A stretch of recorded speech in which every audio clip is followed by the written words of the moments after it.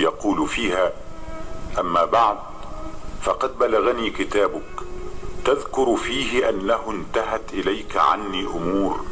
أنت لي عنها راغب، وأنا بغيرها عندك جدير. ألا فاعلم يا معاوية أن الحسنات لا يهدي لها ولا يسدد إليها إلا الله تعالى، وليس مثلك بالذي يسدد مثلي. وأما ما ذكرت من أنه رقى إليك عني، فاعلم هدى الله من هو جدير بهدايته،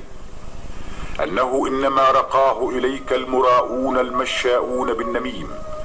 المفرقون بين الجمع، وكذب الغاوون. وما أردت لك حربا ولا عليك خلافا، وإني لأخشى الله في ترك ذلك منك ومن الإعذار فيه إليك وإلى أوليائك القاسطين الملحدين، حزب الظلمة وأولياء الشياطين. وإن أنستك الدنيا وألهتك بزخرفها،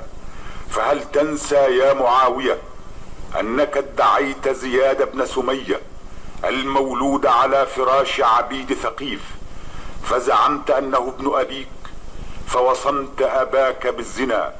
كي تكافئ ابن سمية على فجوره لمرضاتك،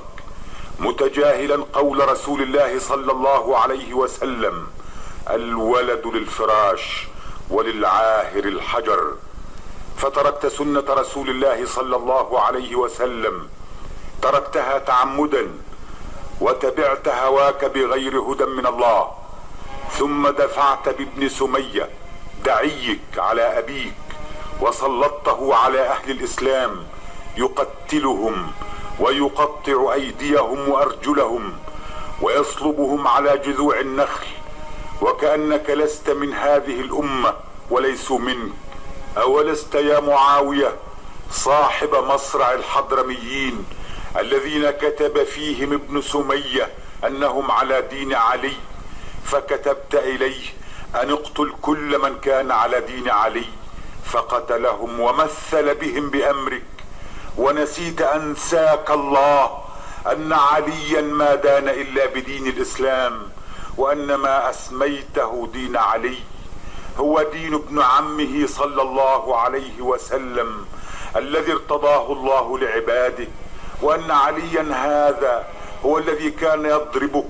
ويضرب أباك، وأنتما على رأس الكفر بدين محمد صلى الله عليه وسلم. ونسيت أنساك الله أن هذا الدين هو الذي جلست بعزه مجلسك الذي أنت فيه، ولولا هذا الدين الذي تضرب أهله باسمه لظل شرفك وشرف آبائك من أمية بخشم الرحلتين، رحلة الشتاء والصيف. وقلت يا معاوية فيما قلت: انظر لنفسك ولدينك ولأمة محمد، واتق شق عصا هذه الأمة، ولا تردهم إلى فتنة. وإني يا معاوية لا أعلم فتنة أعظم على هذه الأمة من ولايتك عليها، ولا أعظم نظرا لديني ولنفسي ولأمة محمد صلى الله عليه وسلم أفضل من أن أجاهدك. فإن فعلت فإنه قربة إلى الله، وإن تركته فإني أستغفر الله لديني وأسأله توفيقه لإرشاد أمري. وقلت فيما قلت: إن أنكرتك تنكرني، وإن أكدك فكدني ما بدالك، فإني لأرجو ألا يضرني كيدك، وألا يكون أحد أضر على نفسه منه علي مثلك، لأنك قد ركبت جهلك وحرصت على نقض عهدك. ولعمري ما وفيت بشرط، ولقد نقضت عهدك بقتل هؤلاء النفر الذين قتلتهم بعد الصلح وبعد الأيمان والعهود والمواثيق، فقتلتهم من غير أن يكونوا قاتلوا وقتلوا، ولم تفعل ذلك بهم إلا لذكرهم فضلنا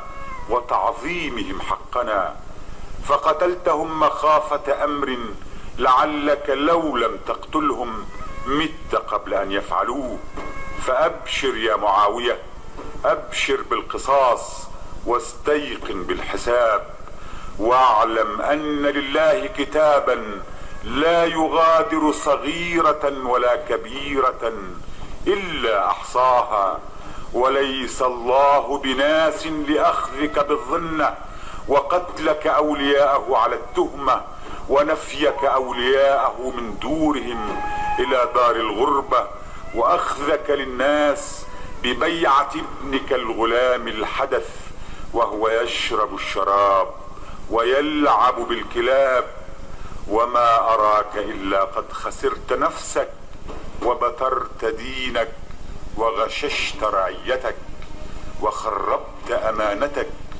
وسمعت مقالة السوء وامنت الجاهل واخفت العالم وقربت الفاسق وابعدت الورع، والسلام على من هو اهل للسلام.